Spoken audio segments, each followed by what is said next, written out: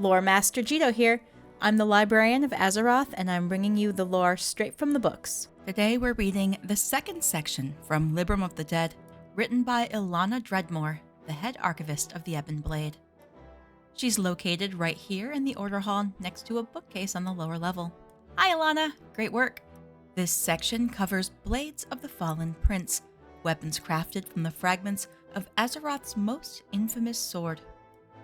Before Icebringer and Frostreaper, there was only Frostmourn. The name alone is enough to chill the hearts of the living. Few weapons have shaped as much of modern history as this one.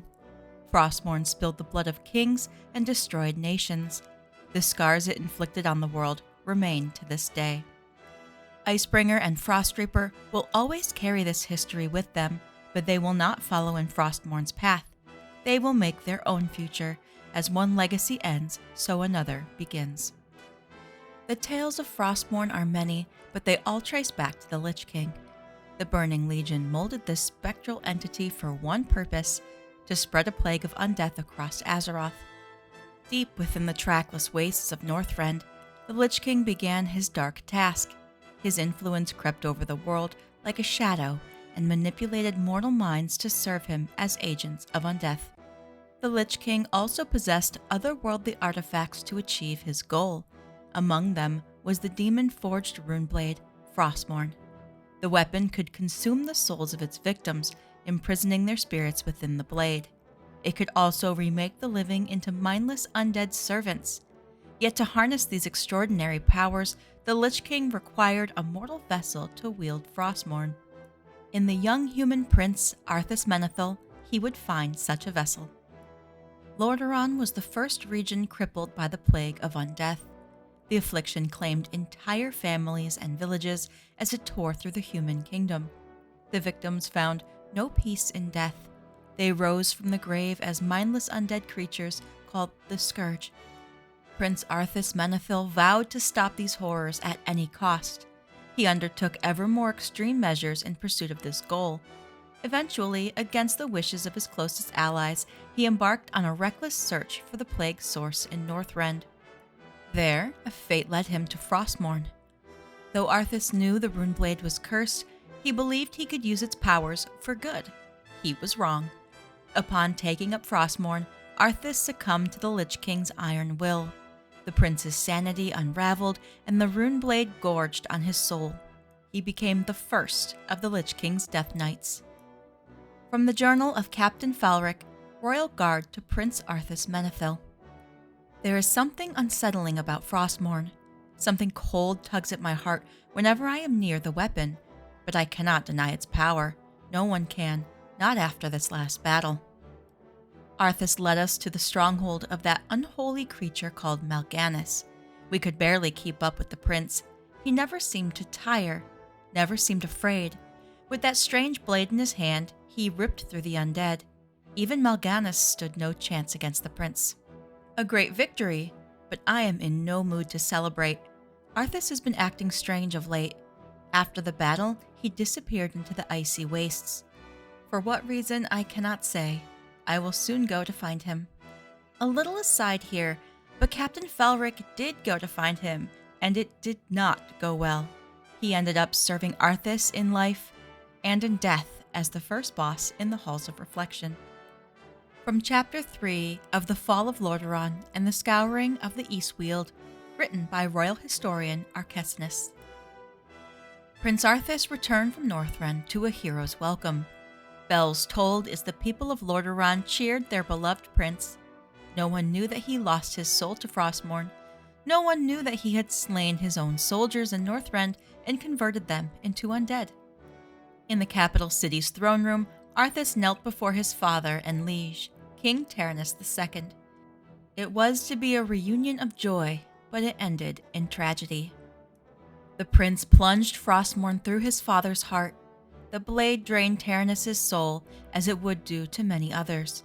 With one stroke of the cursed weapon, Arthas destroyed more than a king. He destroyed an entire nation. All of Lordaeron soon fell to the Dark Prince and his scourge. As Arthas and the Scourge swept over Lordaeron, panic seized the living. Though many humans gave in to despair, some looked to the holy paladins for salvation. Uther the Lightbringer was the greatest of these righteous warriors. If anyone had the power to stop the fallen prince, it was him. In the city of Anderhall, the two met in a battle that would decide Lordaeron's fate. Frostmourn clashed with Uther's legendary hammer of the Lightbringer. Each weapon blow erupted in a shower of warring energies. It was a struggle between light and darkness, between life and death. Death prevailed. Frostmourn cleaved through Uther's gilded armor and devoured his virtuous soul, and with that, Arthas extinguished the last ray of hope that remained for Lordaeron's people. The list of Frostmourn's victims is long. Nearly everyone killed by the Runeblade suffered the same dark fate. The weapon feasted on their broken souls and locked them within the Frostmourn itself. Ranger General Sylvanas Windrunner was an exception. When the Scourge invaded the High Elf kingdom of Quel'Thalas, she led a fierce resistance. Her brilliant tactics stymied Arthas and his unholy forces at every turn. She fought with the courage and valor of a true hero. When at last Sylvanas fell in battle, she did not receive the hero's death she deserved. Arthas punished the Ranger General for her stubborn opposition. He used Frostmourn to rip Sylvanas' soul from her body, and then he transformed her spirit into an incorporeal banshee. The death of the High Elf King Anastarian Sunstrider, as recounted by Magister Hatharel. That rabid dog Arthas came to Quel'Thalas for one reason, to steal the power of our glorious Sunwell. We did everything to stop him, everything, and still Arthas and his foul enemy marched on. It was in those final moments that our great king, Anastarian, appeared. He bore the legendary blade Pholomalorn. Dead and living alike stopped and watched as Anastarian dueled Arthas. Old though he was, my king held his own. He pushed Arthas to his limits, but even Pholomalorn was no match for Frostmourn. Arthas cleaved Anastarian's ancient blade in two. Then, with a single ruthless strike, the Death Knight ran my king through. I wanted to fight on, but I knew in my heart that it was all over. Everyone did. Not even the mighty Sapphiron was safe from Frostmourn's bite. This wise blue dragon was a master of arcane magic and one of the greatest of his kind who had ever lived. It was these relics that drew Arthas' attention to Sapphiron. The Death Knight and his Scourge minions invaded the dragon's lair to pilfer its treasures. The battle that followed would become one of legend. Sapphiron and his fellow dragons unleashed the full fury of their arcane might on Arthas, but he would not be denied his prize. The Death Knight overwhelmed his ancient foes and slew them one by one. Calling on Frostmourn's power, Arthas then transformed Sapphiron into an undead frostworm. In his new form, Sapphiron would become one of the Scourge's most terrifying weapons. Few crossed blades with Arthas and lived to tell a tale, but the demon Illidan Stormrage was one of them. With a mighty army at his back, Illidan stormed across Northrend to destroy the Lich King. He advanced through sleet and snow toward Icecrown Citadel, frozen capital of the Scourge. Upon finally reaching his destination, Illidan found the Death Knight Arthas and the undead barring his way. As living and dead waged war upon each other, Illidan and Arthas grappled in single combat. Armed with the mighty warglaives of Azzinoth, Illidan assailed the Death Knights from all sides. The keening of their blades splintered the ice and shook the halls of the Lich King's citadel. Though evenly matched, Arthas gained the upper hand. Frostmourn tore through Illidan's flesh, nearly killing him. The demon escaped with his life, but his wound would never truly heal. Years later, it would still ache from Frostmourn's icy touch. With Illidan defeated and his army routed, Arthas took the final step to seal his damnation. He became one with the Lich King, his mind and soul merging with the powerful spectral entity. In that moment, Arthas the Death Knight was no more. He became the avatar of death itself. Arthas had bested all of his adversaries, and now his powers had increased by orders of magnitude. It seemed that none could stand against the new Lich King, but there was one who did. His name was Tyrion Fordring, and he wielded a holy blade known as the Ashbringer. At the second battle for Light's Hope Chapel, Tyrion confronted Arthas and showed the world that he was not invincible. With a mighty blow from the Ashbringer, he forced the Scourge ruler to retreat. It was not the last time Frostmourn would clash with the Icebringer.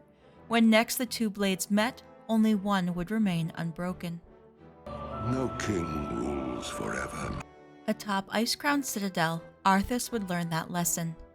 To destroy the Lich King and his scourge once and for all, Azeroth's nations launched a massive campaign into Northrend.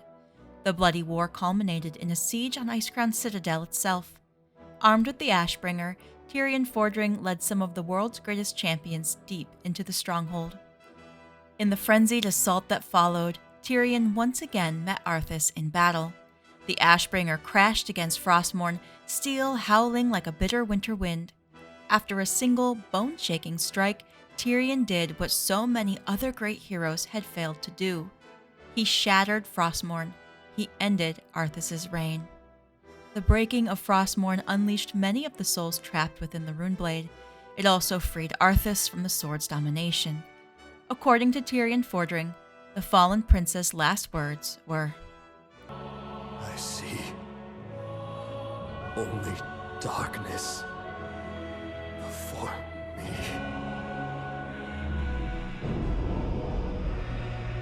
And that was the story of how Frostmourn was shattered into pieces, reforged into Icebringer and Frostreaper, the blades of the fallen prince from the Death Knight Legion Order Hall.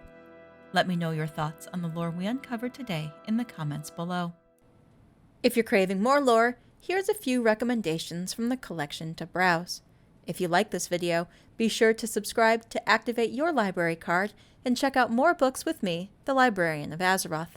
Thanks for watching.